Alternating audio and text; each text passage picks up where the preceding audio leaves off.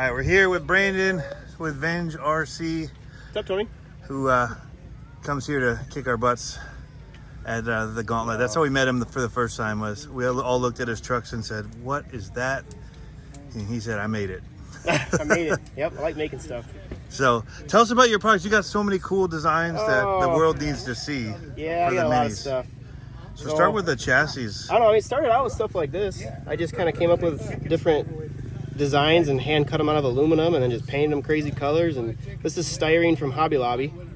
And I remember I thought that the first time that you had done it, it was titanium because the paint job looked like when they heat up titanium with the fade of color. Yep. But it's just styrene. Seems like I change like every other week too. Like that was, I ran that, I was telling Travis, I ran that for a week and then didn't.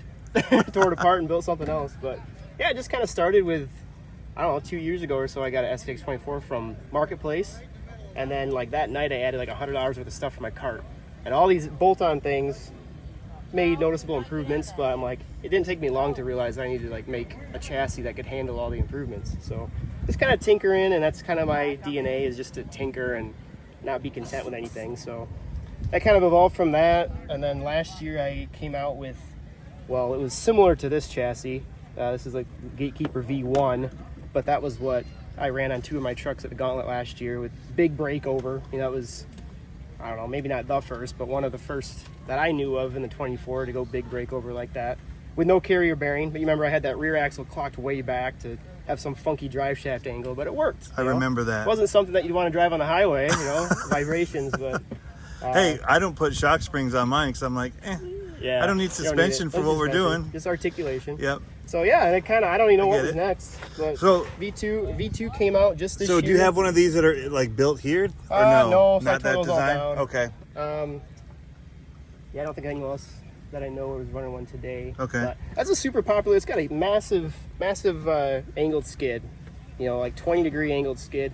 How it works though is if you run a real short front link like a deadbolt front, your front can pivot down, and then you run like a longer rear. So I recommend like deadbolt rears too. And then you got that big arching, you know, breakover angle where, you know, your stuff just kind of hangs on for dear life. You know, that's V2, but you know, it got that big breakover, so obstacles are no problem for the belly. Okay. So yeah, that's crazy. And then V2, I wanted to kind of make it a little more compatible with a lot of longer links in the front.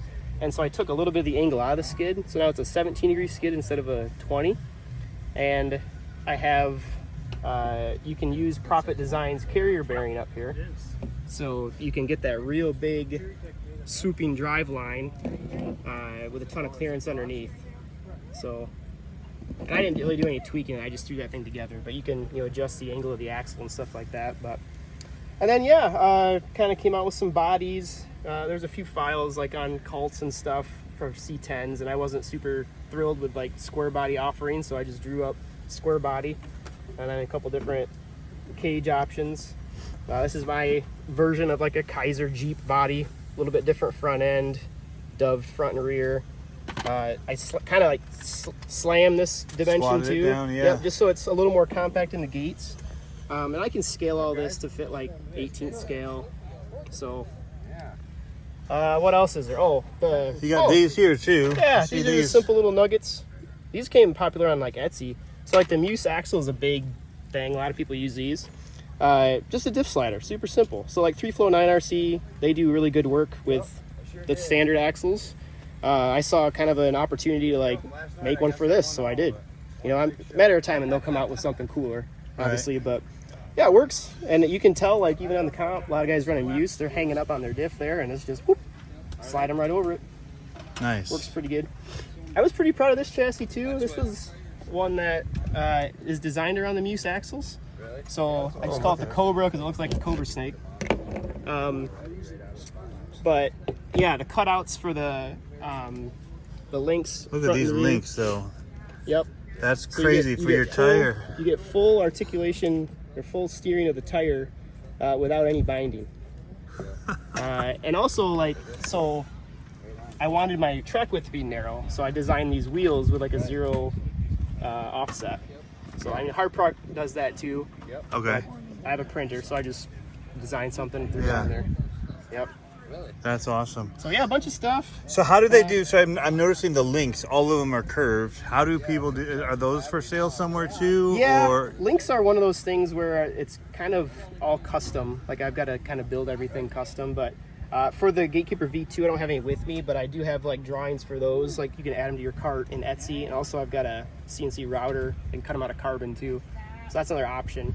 I did just talk to Enlightened RC though. They make titanium links. Sounds like he's going to be interested in bending some custom links for these trucks. so they'd be able to buy them cool. for like link kits Yeah. for this chassis in particular.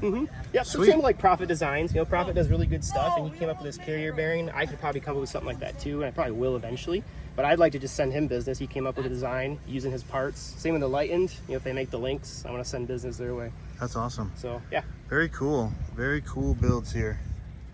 What are these? Yeah. You just do awesome paint jobs as well? Yeah, well, these are That's just sweet. these are just bodies, and you know, throw some crazy paint on them and stuff, and candy and marble, and That's kind of awesome. fun. You know, just scratches the creativity itch. You know, I love it. yeah. Which So, ones are you actually running here? So my Hitman, I didn't bring this chassis. This is a full kit too. This thing killed yesterday, like a 127 wheelbase. It's like 520 grams. It's porky. So that did good yesterday. And then this is just a printed Gatekeeper V2, this chassis, with brush setup. So it's got a CR18P transmission in it. Sits super low. Man, This you truck got did. that stuff tucked in there. It's packed in Because like you're a not running sardine. it, because you have the...